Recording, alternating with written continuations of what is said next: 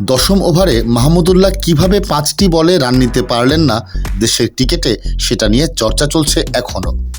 সাকিব আল হাসান তো সেদিন আউট হয়ে গেছেন প্রথম বলেই।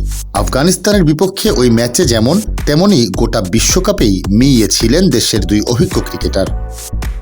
বিশ্বকাপের অভিযান শেষ করে শুক্রবার সকালে দেশে ফিরেছে বাংলাদেশ দল। সকাল 9:30 নাগাদ বিমানবন্দর থেকে বেরিয়ে সংবাদ মাধ্যমের মুখোমুখি হন তাসকিন। অনেক কথার ভিড়ে প্রসঙ্গ ছিলেন সাকিব মাহমুদুল্লাহ। ওয়ালটন ফ্রিজ কিনে অনেকের মতো আপনিও হয়ে যেতে পারেন মিলেনিয়াল। সেরা পণ্যের সেরা অফার।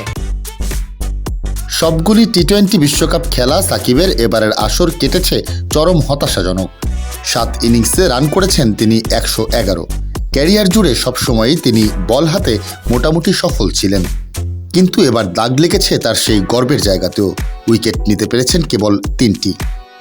দলে যার দায়িত্ব ছিল ফিনিশারের, সেই মাহমুদুল্লাহ চূড়ান্ত ব্যর্থ বিশ্বকাপে। 7 ইনিংসে তার মোট রান 95। 5 ম্যাচে বোলিং করে উইকেট নিতে পেরেছেন 1টি। ব্যর্থ অভিযান শেষে দেশে ফিরে বাংলাদেশ দলের সহ অধিনায়ক তাসকিন আহমেদ অকপটেই বললেন, এই দুজন ছন্দে না থাকায় ভুগতে হয়েছে দলকে। এই দুজন সিনিয়র খেলোয়াড়ের অফ ফর্ম আমাদের দলে, তারা ফর্মে না থাকে অবশ্যই আমাদের ইফেক্ট পড়েছে। গ্রুপ পর্বে 3 জয় নিয়ে সুপার 8-এ উঠে একটি ম্যাচেও জিততে পারেনি বাংলাদেশ। দেশে ফিরে শুক্রবার সকালে বিমানবন্দরের সংবাদ মাধ্যমের মুখোমুখি হন তাসকিন। টি-20তে বাংলাদেশ তেমন ভালো দল ছিল না কখনোই, সেটা স্মরণ করিয়ে দেন তিনি। আশা করছি সামনে দ্রুত এগুলো সব কাটিয়ে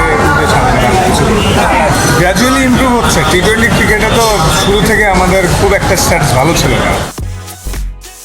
সেরা 8-এ খেলাকে ইতিবাচক দিক হিসেবে দেখছেন তাসকিন। শুধু নেতিবাচক দিকগুলো নিয়েই আলোচনা না করার অনুরোধ জানিয়েছেন তিনি।